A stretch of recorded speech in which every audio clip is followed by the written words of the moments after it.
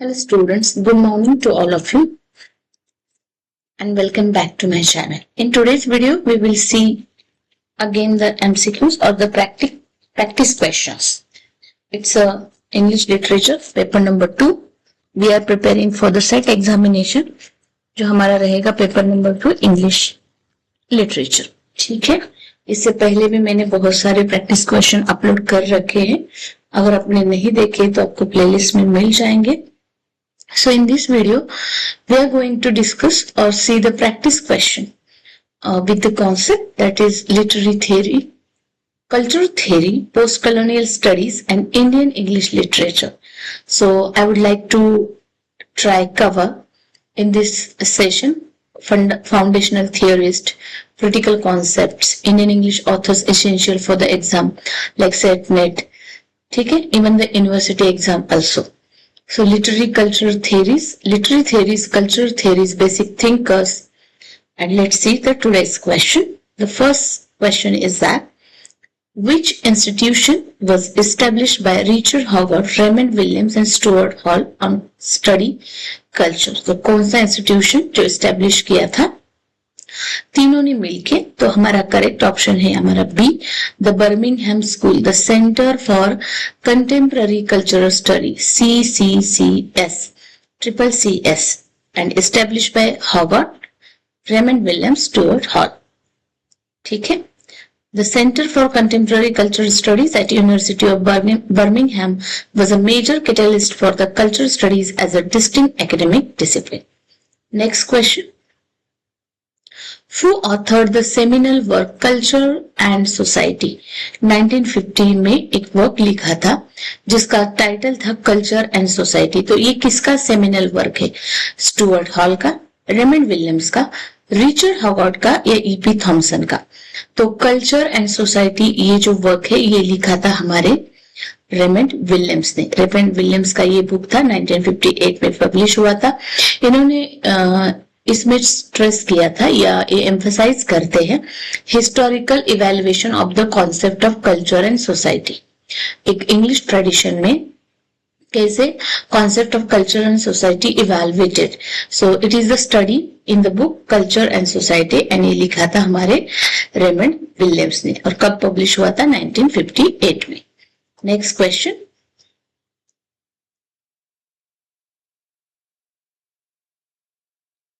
The concept of cultural hegemony is associated with which Marxist theorist? कौन से Marxist theorist से cultural hegemony associated है? Louis Althusser, Antonio Gramsci, Karl Marx और Theodor Adorno. So the correct option is B, Antonio Gramsci. Antonio Gramsci ने introduce कराया था cultural hegemony को, subaltern studies को. वो आर्ग्यू करते हैं ruling class can be manipulated. अगर जो रूलिंग पार्टी है, रूलिंग क्लास है, वो मैनिपुलेट हो सकता है the value system and more of the society so that their accepted world view became the accepted norms. इस तरह की कॉन्सेप्ट हमें कौन देते हैं? Antonio Gramsci. Antonio Gramsci is the which was Marxist theorist. Next question. Who coined the term capital, cultural capital? So cultural capital ये किसका term है? पियर बर्ड्यू का, मिशेल फुको का, चार्ल्स डेरिडा का या एडवर्ड सईद का? तो कल्चरल कैपिटल ये कॉन्सेप्ट हमें देते हैं और हमारे ऑप्शन नंबर ए करेक्ट हो जाएगा. पियर बर्ड्यू का ये कॉन्सेप्ट है. एक्सप्लेनेशन देख लेते हैं हम.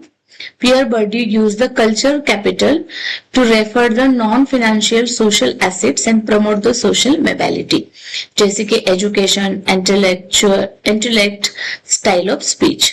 नेक्स्ट क्वेश्चन देखते हैं हम. ठीक है, तो which essay introduced the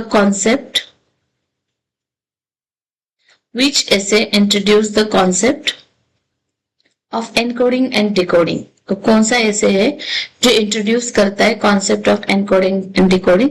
तो ऑप्शन से ही पता चल जाएगा, encoding decoding by Stuart Hall. तो स्टुअर्ट हॉल का ऐसे था एनकोडिंग एंड डिकोडिंग. 1973 में ये पब्लिश हुआ था. Outline the how media message are produced, encoded by producers and the interpreted decoded by the audiences. Next question. In Orientalism 1978, Edward Said heavily draws on the theories of.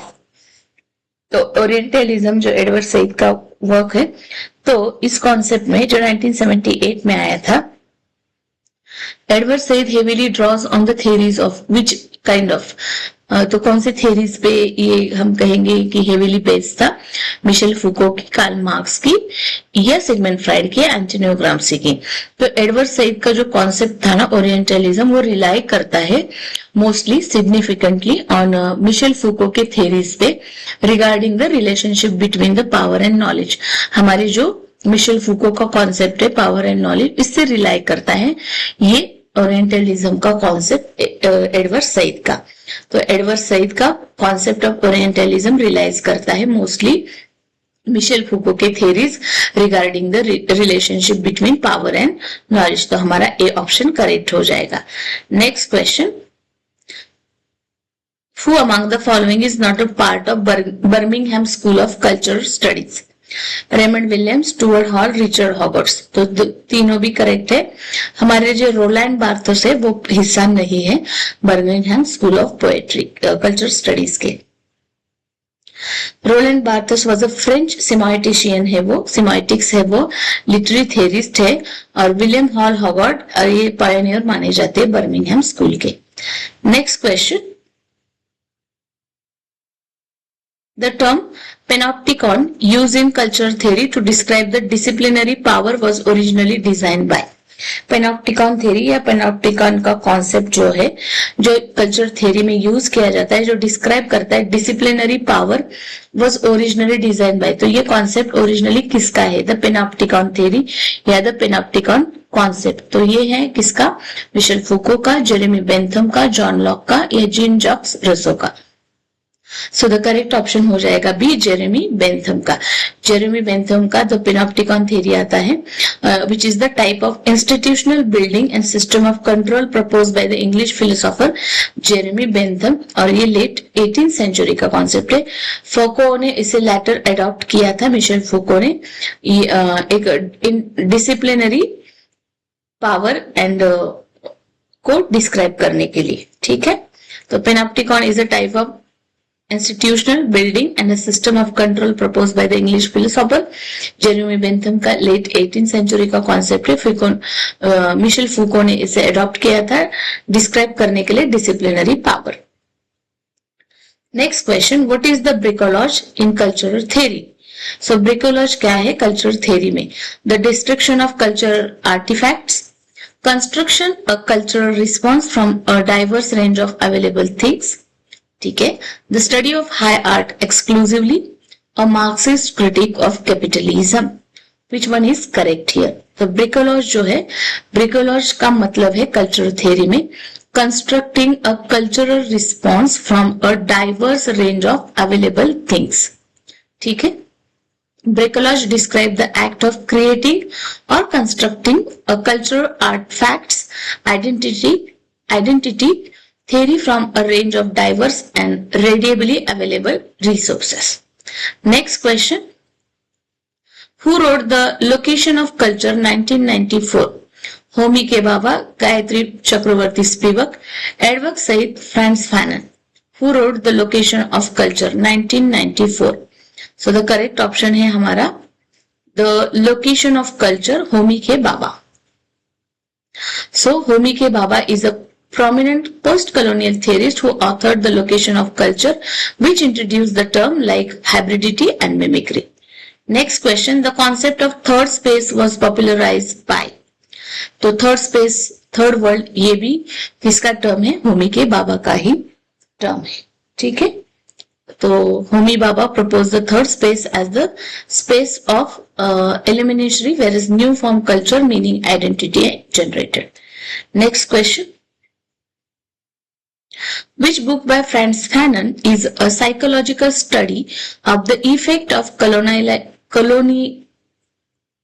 colonization and the black man?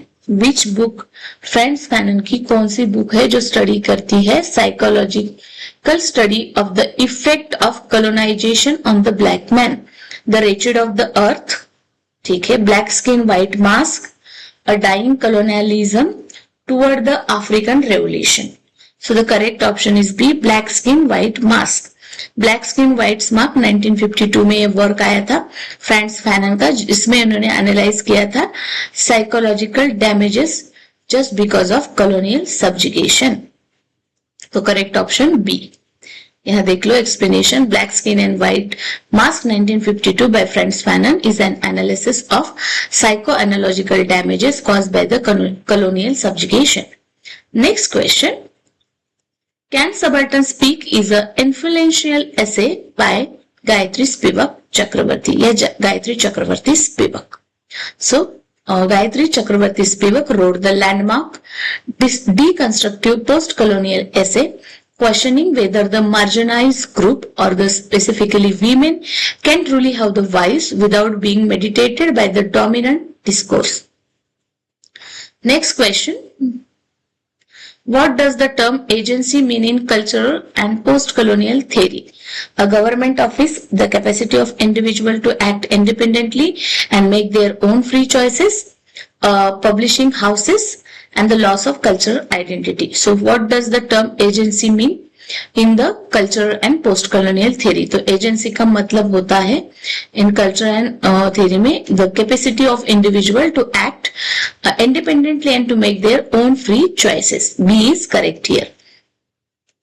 Agency refer to the ability of the oppressed and marginalized subjects to resist dominant power structure and make their own historical and cultural narratives. ठीक है. Next question. Who defined culture as a way of life? Definition हो सकता है ये. किसका definition है? Culture क्या है? Way of life. Matthew Arnold का, टी.एस. एलियट का, रेमंड विलियम्स का या एफ.आर. लेविस का? ऑब्वियसली आर्नोल्ड नहीं है, टी.एस. एलियट नहीं. कल्चरल थ्योरी में हमारे आते हैं रेमंड विलियम. तो करेक्ट ऑप्शन हो जाएगा C. Raymond Williams popularized the anthropological and democratic definition of culture as a whole way of life. Raymond Williams. Culture as a whole way of life. Raymond Williams. Encompassing everyday practices, not just high art. Next, which term is used by Arjun Appadurai to describe the global flow of cultures? कौन सा term है जो अर्जुन अप्पादुराई ने use किया था describe करने के लिए the global flow of culture? Rhizome, scapes और the ethnoscapes, mediascapes, simulacra and interpretation. So the correct option है हमारा बी.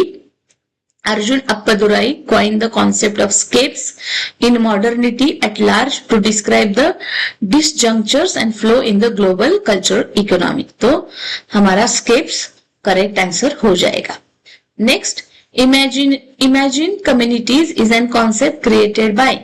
इमेजिन कम्युनिटीज ये कॉन्सेप्ट था बेनेडिक्ट एंडरसन का, एरिक हब्सन का, अर्नेस्ट गेलनर का, पार्थ चटर्जी का. पार्थ चटर्जी तो हमारे सबल्टन स्टडीज में आ जाते हैं. तो करेक्ट ऑप्शन हमारा है Benedict Anderson. Benedict Anderson define करते हैं a nation as an imagined community brought into the being by print capitalism and shared media narratives.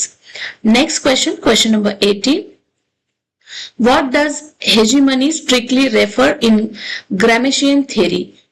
Okay, Antonio Gramsci का हेजिमनी जो है स्ट्रिक्टली क्या रेफर करता है?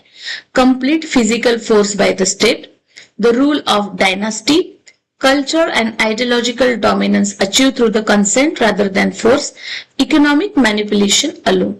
Let's see guys, the correct answer is here C, cultural and ideological dominance achieved through the consent rather than force. तो हमारे जो Antonio Gramsci है, hegemony is the subtle cultural and intellectual domination of the working class by the ruling class maintained through the consent rather than the military or the police concern. Next question. Who is the author of the post-colonial studies reader? Who is the author of the post-colonial studies reader? Bill Ashcroft, Garrett Cliff, Helen Tiffin, Edward Said, Frantz Fanon and Robert Inn. तो correct option हमारा A हो जाएगा.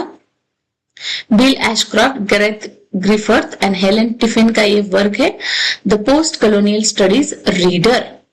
Next question, the theory of deconstruction was pioneered by, किसका है deconstruction theory? So the very easy question, Jacques Derrida. Jacques Derrida developed the philosophy of deconstruction, which involves analyzing text to reveal their intellectual contradiction and assumptions. Next question, what are the three levels of culture T.S. Eliot identifies in Notes Toward the Definition of Culture? What are the three levels of culture according to the T.S. Eliot? Individual, class, society, group, class, elite, whole society, group, individual, high, middle, low. So what is the correct? So हमारा C is correct option, whole society, group, individual. तो हमारे in this 1948 का work है, Elliot suggest करते हैं culture exist at three level, the individual, the group और class and the whole society. Next question, who wrote culture and imperialism 1993? Culture and imperialism किसका work है? होमी भाभा का, एडवर्ड सईद का, Gayatri Spivak का या टेरी एगल्टन का? तो करेक्ट ऑप्शन हमारा यहाँ पे हो जाएगा B, that is Edward Said. Culture and Imperialism serve as a sequel to Orientalism. तो हमारे एडवर्ड सईद का जो ओरिएंटलिज्म जो वर्क है 1978 का, उसका सीक्वल माना जाता है कल्चर इंपेरियलिज्म, जो ट्रेस करता है connecting between western culture chronicles work and the history of imperialism. Next question, the term simulacra refers to the exact copy of the real thing, representation that replace reality with symbol and sign, the study of sign and signifier, a type of cultural artifact. तो क्या है simulacra? तो simulacra होता है representation that replace the reality with symbol and sign, photocopy जैसा. तो हमारे जो जीन बड्रिलार्ड है उन्होंने ये टर्म पॉपुलराइज कराया, simulacra are representation of things that have no original reference in reality. Next question, which theorist is associated with the idea of interpellation? तो किसका आइडिया है इंटरपेलिटेशन? तो ऑब्वियसली ये जो हमारा इंटरपेलिटेशन जो आइडिया है ये लुइस अल्थुजर का है, बी ऑप्शन करेक्ट हो जाएगा. इंटरपेलिटेशन इज अ मार्क्सिस्ट कंसेप्ट जो हमें दिया था लुइस अल्थुजर ने. देखो क्लीनली आप क्वेश्चन को कर लो, इंटरपेलिटेशन क्या है, सब्जुगेशन क्या है, ब्रिकोलॉज क्या है, like that the number of terms comes in culture theory also. तो लुइस अल्थुजर ने ये कॉन्सेप्ट दिया था इंटरपेलिटेशन का, तो वो एक्सप्लेन करते इसमें ideological state apparatus ISA and construct individual as a subjects by hailing them. ठीक है, B is correct. I hope आपको अच्छा लग रहा होगा ये वीडियो, ताकि आपके बहुत सारे क्वेश्चन प्रैक्टिस हो रहे हैं. ऐसे ही नए नए क्वेश्चन में बनाओ, मुझे मोटिवेशन मिलते रहे. इसको ज्यादा से ज्यादा मेरे चैनल को लाइक करो एंड सब्सक्राइब करो. And one more thing is that, आपको लगता है कि कौन सा टॉपिक हार्ड है जिसपे मैं एमसीक्यूज बनाऊं? सो प्लीज आप मेंशन करो कमेंट में, हम वही टॉपिक पे क्या करेंगे, एमसीक्यूज बनाएंगे. ठीक है गाइस, ओके. सो लास्ट तक वीडियो को देखते रहो, आपको ऐसे ही प्रैक्टिस सेशन हो जाएगा. अगर आप बहुत सारे चैनल्स पे देखोगे भी तो एक साथ आपको बहुत क्वेश्चन मिलेंगे, बट नेट का लेवल हाई होता है. ये थोड़े से लो लेवल के क्वेश्चन, या मैं बोलूंगी कि जैसे सेट में पूछे जाते हैं या number of set examination state के होते, उस तरह के क्वेश्चन को देख के मैंने क्वेश्चन बनाए. ठीक है. Who wrote the poverty of theory? EP Thompson, Stuart Hall, Raymond Williams, Terry Eagleton. तो द पॉवर्टी ऑफ थ्योरी जो है हमारा ये लिखा था वर्क ईपी थॉमसन ने, ए करेक्ट ऑप्शन हो जाएगा. तो EP Thompson wrote the poverty of theory to critique the Louis Althusser का जो स्ट्रक्चरलिस्ट अप्रोच है ना तो मार्क्सिज्म में, उसको क्रिटिसाइज करते हुए ईपी थॉमसन ने बुक लिखा था the poverty of theory, EP Thompson. Next, English in India. ठीक है. Who is famous for the minute on Indian education 1835? Lord Macaulay is the correct. Thomas Babington Macaulay minute education laid foundation for the introduction of English education 1835. Easy question. Next question. What was the primary goal of the English education policy introduced by the British in India? क्या primary policy थी India में English को introduce कराने की? तो correct option है हमारा to create a pool of capable English knowing subject to aid in administration. C is correct. Next question, Who wrote the famous Indian English novel Untouchable 1935? तो हमारे मुल्कराज आनंद, मुल्कराज आनंद का फेमस वर्क है ये. Next, which of these authors is known for creating the fictional town of Malgudi? तो Malgudi fictional town है हमारा are K Narayan का. Next question, Raja Rao Kanthapura is heavily influenced by which historical philosophical movement? So किस हिस्टोरिकल फिलोसॉफिकल मूवमेंट से राजा राव का ये जो work है कांतापुरा वो इंस्पायर्ड है? तो टीचिंग ऑफ महात्मा गांधी. तो Kanthapura tells the story of how the Indian freedom struggle and Gandhian principle transform a small south Indian village. Which novel by Salman Rushdie won the Booker Prize, Booker of Booker in 1993? कौन सा सलमान रश्दी का? तो obviously correct option is Midnight Children. Midnight Children 1981 का work है. Foundational work माना जाता है Indian English का पोस्ट कॉलोनियल मैजिक रियलिज्म, जिसने जीता था Booker prize in 1981 and the special Booker of Booker in 1993. Booker prize भी मिला था 1981 में एंड बुकर्स ऑफ बुकर भी मिला था 1993. और ये वर्क था हमारे किसका? सलमान रश्दी का, और इसका टाइटल है midnight children. Next, the term subaltern studies originated in which country historical context? तो हमारा जो सबल्टन स्टडी है ना, सबल्टन मूवमेंट, ये कहां से आया था? तो ये हमारा इंडिया में ही डेवलप हुआ था. Subaltern studies group was the collective south Asian historian थे, स्कॉलर थे जिन्होंने फोकस किया सबल्टन स्टडी पे, जिसमें थे रंजीत गुहा जो एंटोनियो ग्राम्सी के कॉन्सेप्ट से इंस्पायर थे, फिर Gayatri Spivak Chakravorty and Partha Chatterjee as well as Sumit Sarkar. Next, who is the author of the shadow line 1988? Amitav Ghosh, Vikram Seth, Shashi Tharoor, Rohinton mystery. तो जो हमारा शैडो लाइन है जो 1988 का वर्क है, ये हमारे अमिताभ घोष का. Amitabh Ghosh is widely celebrated the Indian novelist. The shadow line explore the theme of nationalism, memory and the partition of India through the borders. Next, Nissim Ezekiel, a pioneer of Indian English poetry, is associated with which regional culture? Kolkata, Chennai, Mumbai, Delhi. So the correct option is here that the correct option is C. Nissim Ezekiel, often called the father of post-independence Indian English poetry, Bombay से inspired थे. Next, who is considered the first Indian English poet? Michael Madhusudan Dutt, Henry Louis Vivian Derousseau, Toru Dutt, Rabindranath Tagore. So the correct option is Henry Louis Vivian Derousseau. तो ये जो है हमारे was the first Indian poet and assistant headmaster of Hindu College Calcutta. He was radical thinker and considered the first significant poet of Indian English literature. Next, Gitanjali by Rabindranath Tagore is a collection of poems, songs. C is correct. Songs offering कहा जाता है is a collection of poems for which Tagore को इसके लिए Nobel prize भी मिला था. टैगोर पहले एशियन थे जिन्हें गीतांजलि को नोबेल प्राइज मिला था. गीतांजलि पब्लिश होता है 1912 में और 1913 में इन्हें क्या मिल जाता है? फर्स्ट एशियन पर्सन को Nobel prize. Which of these Indian English writer also wrote in French? तो तोरू दत्त ने लिखा था फ्रेंच में भी. Toru Dutt was a Bengali translator, the poet who wrote in both English and French. Next, the poem and introduction detailing a women's struggle with the identity and language in patriarchal Indian was written by Sarojini Naidu, Kamala Das, Eunice D'Souza या Sujata Bhatt. So the correct option is Kamala Das. An introduction जो है उनका biographical work है. कमला दास का an introduction is an immensely intentionally personal and feminist poem है जो address करता है her choice for the English language and societal restriction on women. Next question, in the guide R.K. Narayan, the protagonist Raju is initially known as. So it is initially known as, first of all, as a railway guide.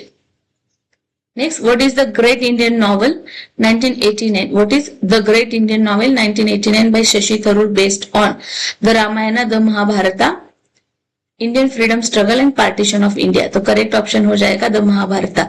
The Great Indian Novel by Shashi Tharoor और ये base है Shashi Tharoor's novel, a satirical retelling of the Hindu epic, the Mahabharata, cast within the context the Indian independence movement 20th century. Next, which Indian English poet is famous for his collection of poems titled Jejuri? So Arun Kolatkar. ठीक है.